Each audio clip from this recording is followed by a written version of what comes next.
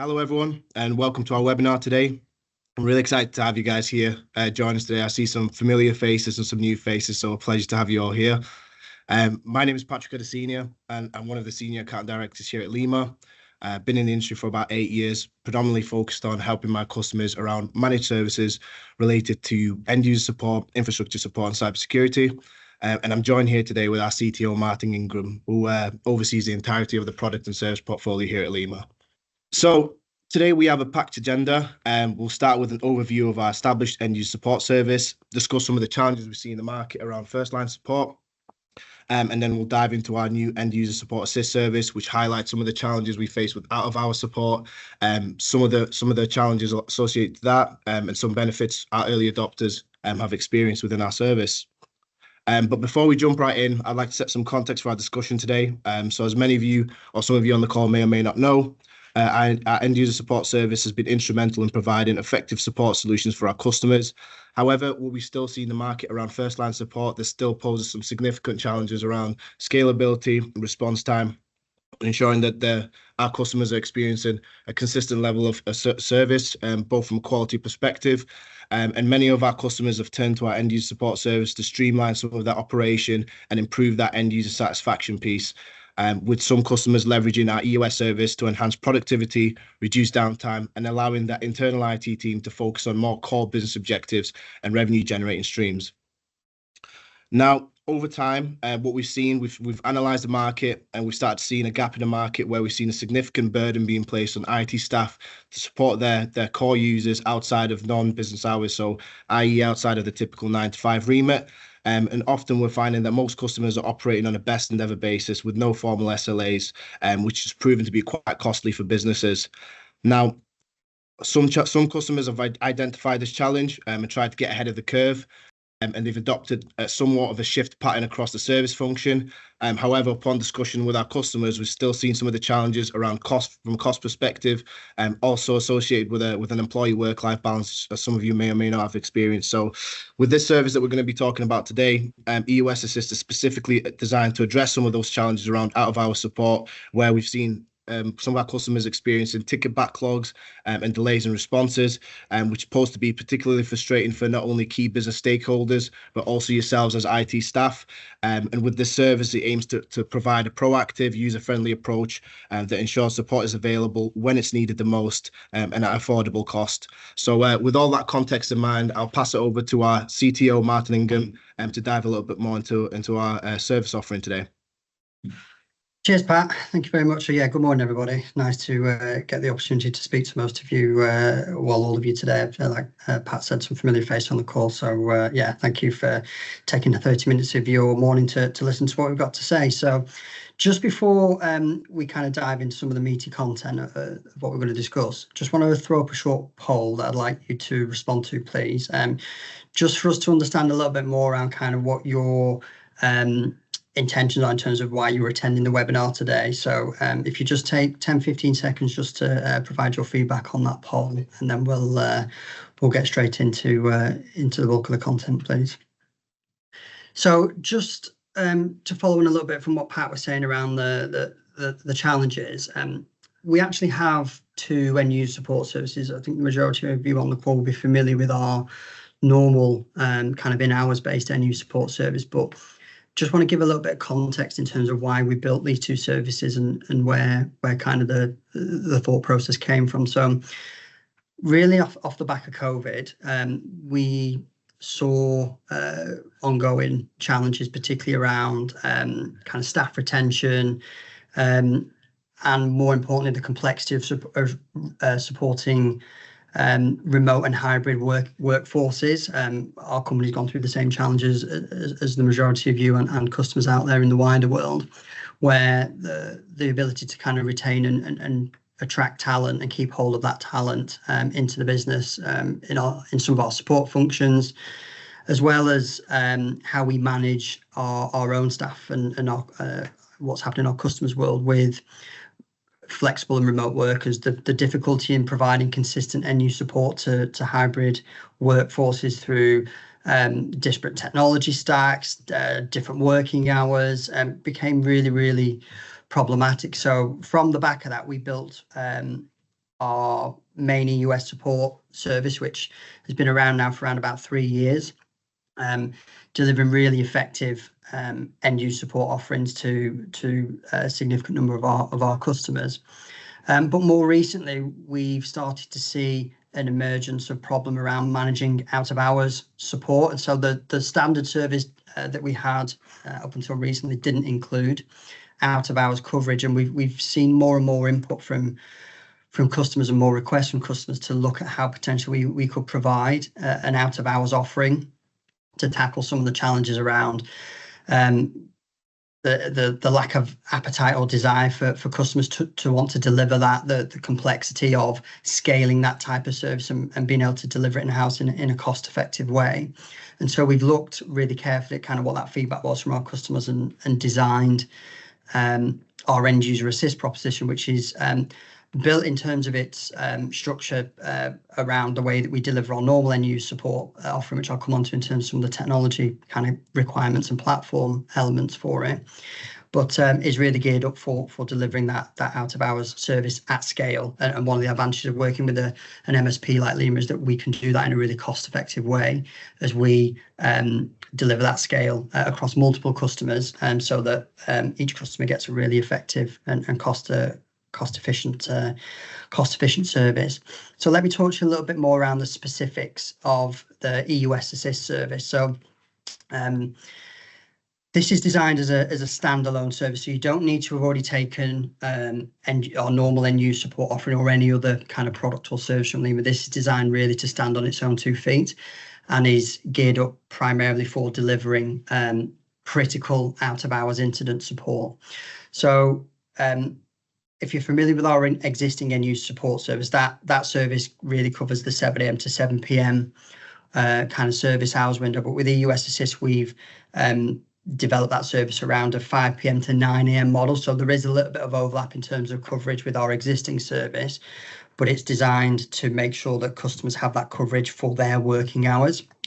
So the service is based around a 5 p.m. to 9 a.m. model, Monday to Friday, and 24 hours over the Saturday and the Sunday period to provide that full coverage for when customers' kind of core hours, core office hours or core business hours are not there kind of thing. It is different in the way that we deliver end user support as standard because it's primarily focused on critical issues. So this service isn't designed to take queries around, I've got problems with my Excel formulas, or I don't know how to format a set of bullets in Word, those types of things. This is really geared up for those kind of critical issues that prevent an end user kind of doing critical tasks. So their ability to access platforms, their ability to get into applications, kind of access and identity issues. And we'll talk a little bit more around some of what the detailed inclusions are a little bit later on in the webinar. But the delivery model for end user assist, and the reason that this is such an effective service for customers that take this and our existing end user support offerings, and it's built on a really robust kind of delivery framework. So it's built on the Microsoft 365 platform. So typically for customers to be able to access this service and adopt this offering, you have to be pretty well on your way to kind of adoption of Microsoft 365 technologies. Not all of them, but the kind of typically the common ones. So things like the identity management capabilities, whether that's Entra or Active Directory Premium or hybrid Active Directory models. Pieces around things like Intune and kind of policy and device management. So there's some key elements of Microsoft 365 that you have to be either already in place or on the way to kind of delivering those things. There is the ability for us to kind of have those transition periods where you may be on that journey, but it is built on delivering that service through Microsoft 365. And that not only allows us to deliver a consistent service, but it also gives kind of an injection in your business in terms of modernization of that user experience, and does a lot in terms of empowering the user to be capable of doing some of those more standard, really simplistic things themselves in terms of being able to fix some of their own problems, things like self-service password reset, MFA enrollment, those types of things. Although we can obviously handhold and still support that where you don't want to kind of empower or let your end users kind of have that control. And the service here, the EUS Assist service, again, slightly different to our normal EUS service, is primarily geared up for delivering this based on the concept of a VIP user. So it's not very common when we've kind of done our product research on this offering. It's not really been a need to offer this out to all staff in the same way that you kind of deliver a new support in-house in normal working hours. This is geared up for VIP users and is priced accordingly. So we look at kind of a per user pricing fee. And the reason for that is that you want this to be a really cost-effective service. You will typically have kind of core users or power users that you will know need access to kind of this level of support out of hours. And that's typically a really small subset of your standard kind of employee base. Where you want something a little bit more, where you want a broader service, we can look at that for you as well. But the standard kind of model is built around this kind of VIP concept and the per user fee. So if we just delve into a little bit more of the differences between EUS and EUS Assist, there's a lot more in terms of inclusions and exclusions which we could share in some of the follow-on collateral with you. But this gives you kind of some of the core elements. So as I've mentioned, this does require you to have some level of adoption of Microsoft 365. So you don't have to buy that from us. You can buy that from the partners. Obviously, we'd like you to transact that business with us, but you need to be kind of consuming Microsoft 365 services at one of those three levels. So typically it's based on things like Business Premium or above, so E3, E5, but Business Premium is typically the entry, and that's more to do with the security elements than kind of some of the other add-on functions. So both services do require you to adopt some version of those three offerings that are there, and that's really to, like I said, make sure that you've got that identity piece in place, you've got the right capability for Intune and kind of policy control and some elements of device management as well, particularly around autopilot, which I'll come on to when we look at some of the incident inclusions. I've already covered the service hours, but they're just up there again on screen for you in terms of the difference between EUS and EUS Assist. The response time, in terms of our response to a call, is the same between EUS and EUS Assist, so it's a 15-minute response time. The EUS Assist model leverages our existing on-call function, so it isn't a manned kind of 24/7 desk. It is based on an on-call function, but those of you that take proactive support from us will be somewhat familiar with that mechanism, and it's very, very effective and a really cost-effective way for our customers to consume those types of services. The big difference, though, is in our target fix kind of KPI. So with EUS, our published KPI for fix is actually 4 hours. I mean, we over deliver consistently in terms of our performance is very good in terms of first time fix and resolution time, but we provide a more aggressive, more relevant, I think, KPI fix for EUS Assist, which is based on 1 hour. And the primary objective and goal with that is to make sure that we're working with that end user on the phone from the start of the call to the end and try and resolve that problem on the call first time without having to do multiple calls, because typically this is going to be something that's going on in an evening and you're not wanting that user to have to keep coming back and liaise and engage with us to fix a problem. We do have the ability through the technology platforms that we use to do this without user intervention. That's obviously a security kind of stance based on the customer. Do you want us to have full autonomy? Do you want the user to be present? All those types of things are in there. We're C+ ISO 27001 accredited, so all of the kind of security mechanisms and GDPR kind of regulations are baked into the kind of operational delivery of this service. But we're striving and pushing for 1 hour target fix on EUS.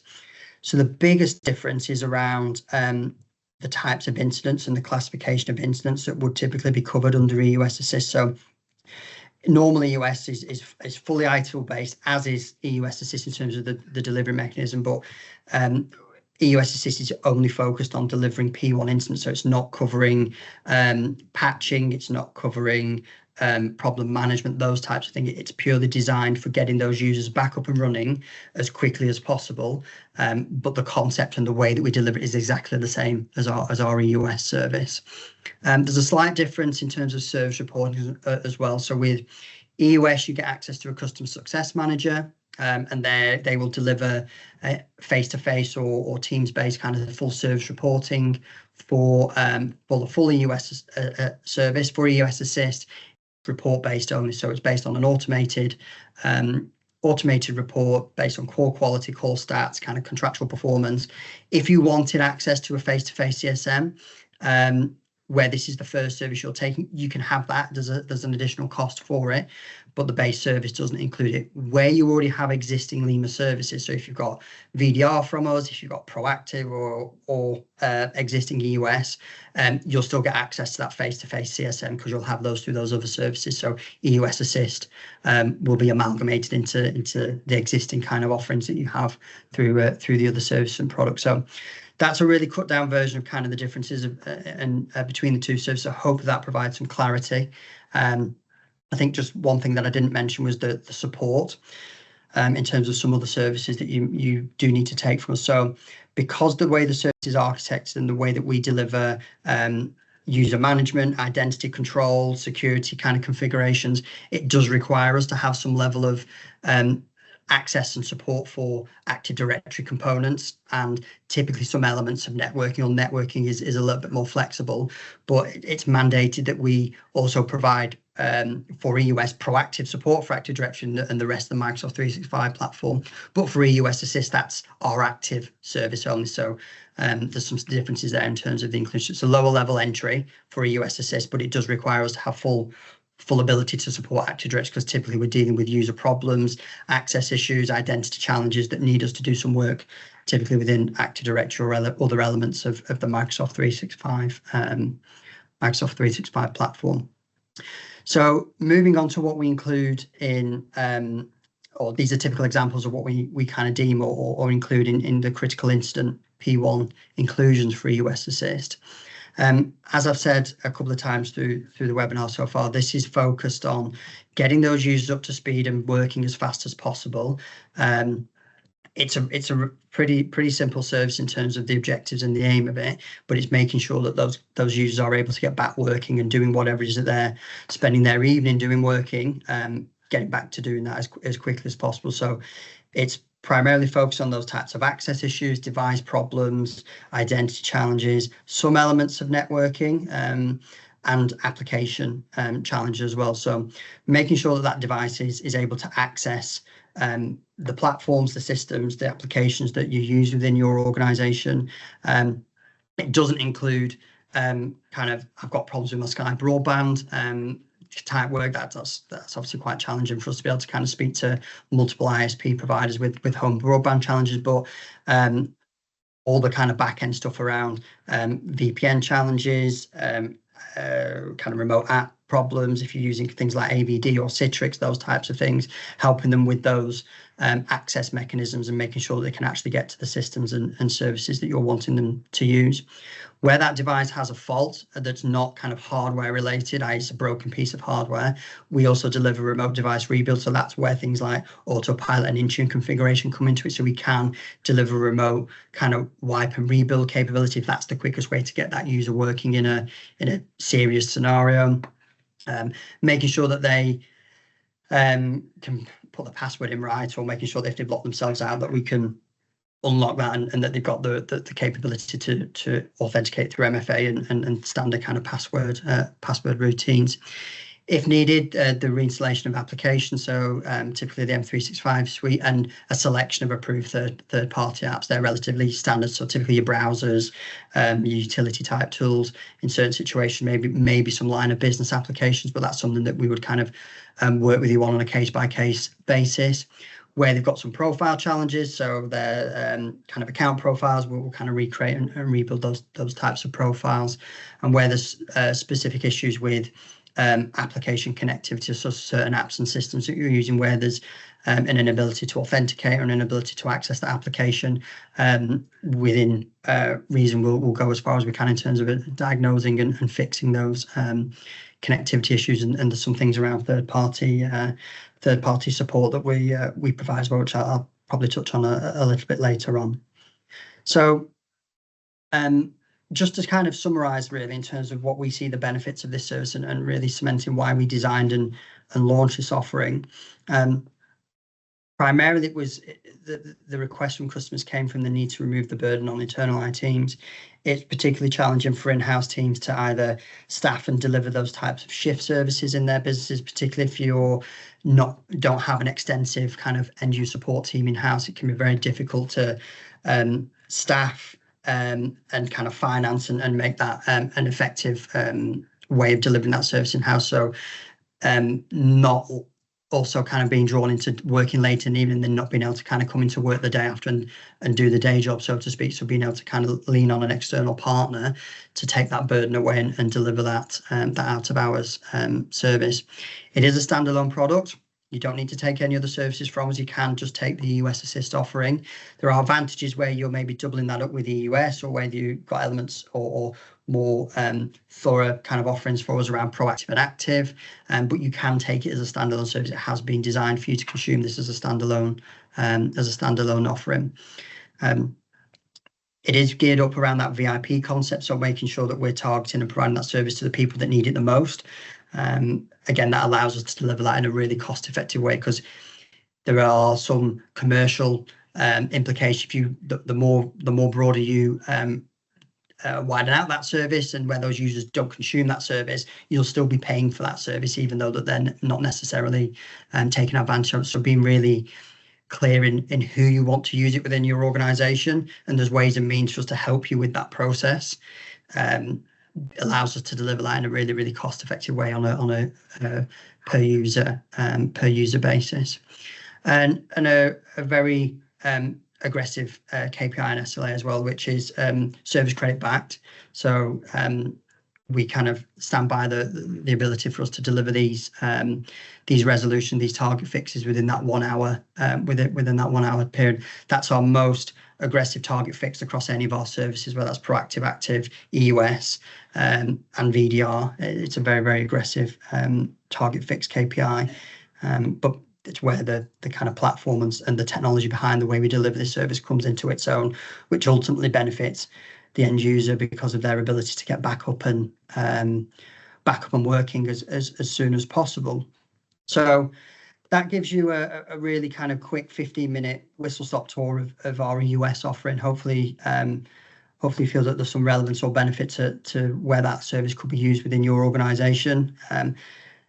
There's the opportunity to kind of talk to us a little bit further around that as follow-up, which we'll talk about shortly, for us to kind of explore kind of how this will work in practice for your business. But that's kind of the last piece for me. So just before I hand back to Pat for our Q&A, we're just going to do another short poll, please, if you don't mind just sharing your views on this poll, which will just ask for your opinion on what type of follow-up or what it is that you've heard from us today that would kind of pique your interest and what you maybe want to kind of have a follow-on conversation with us about. So if you just take 10-15 seconds to just answer that poll, and then I'll pass back to Pat for 5 minutes or so of Q&A if you raised any questions. Okay, Pat, I'll pass back to you then for you to just run through if we've received any questions on the Q&A, and we can take those questions now. Yes, thank you, Martin. So yeah, we've got a couple of sections. We've got the chat section and the Q&A section. So we'll see if we've got any questions through. So we've got one question over here. Can we work with third parties we already use, i.e. telephony ISPs? Martin, I don't know if you want to. Yeah, I'll pick that question. I did touch a little bit on that in part of my presentation. But yeah, I think one of the key advantages that we can work with third parties. So for an example, where maybe you've got a telephony provider or an application provider, and being realistic, it's not within our strength to kind of support those platforms. We absolutely offer a desk-to-desk integration model, which is part of the base service. So we will triage and take those calls from end users, so they're not needed to worry about who they need to phone. They just phone Lima, and then we will manage the triage out to the different vendors that are relevant to your business. So whether that's a telephony partner, potentially an ISP, an application provider, or if it's things obviously that Lima's supporting on the proactive side, we obviously kind of manage that with our integrated team structure in-house. So absolutely included. really straightforward method of doing that. Do need to make sure and do some little bits around kind of the SLA elements and the KPI piece in terms of whether they can be back to back, but where they aren't, doesn't mean we can't do it. We'll just make sure that's called out and really visible in terms of how far we can kind of go in terms of our SLAs and KPIs where we're doing that third party triage and integration. Absolutely. And I guess for everybody's benefit, Martin, does that include bespoke applications and stuff like that? It does, yeah. So it doesn't really matter what the application is. Again, we're not typically providing the direct support for that application. We're working with that partner or that vendor to manage and handle the ticket. We're relying on that vendor, obviously, to fix the issue where there's potential overlap with either other third parties, or there's things that we already look after, or within the base service inclusion. We'll work with that partner or vendor to resolve that issue in a single point view. We're not trying to. We certainly don't want to be passing the buck or the baton between different partners and you playing that kind of support ping pong. So our job is to kind of handle and own that issue, and we'll manage those partners and provide kind of the resolution back to the user. So they're just dealing with one partner. Perfect. Yeah, thank you for that, Martin. Well, looks like we've not got any more questions. So in that case, thank you very much, everybody, for your time today. If you guys have got any questions after this webinar, feel free to reach out to me or Martin, and we can arrange a follow-up session. But thank you, everybody, for your time today. Brilliant. Thank you very much, everybody.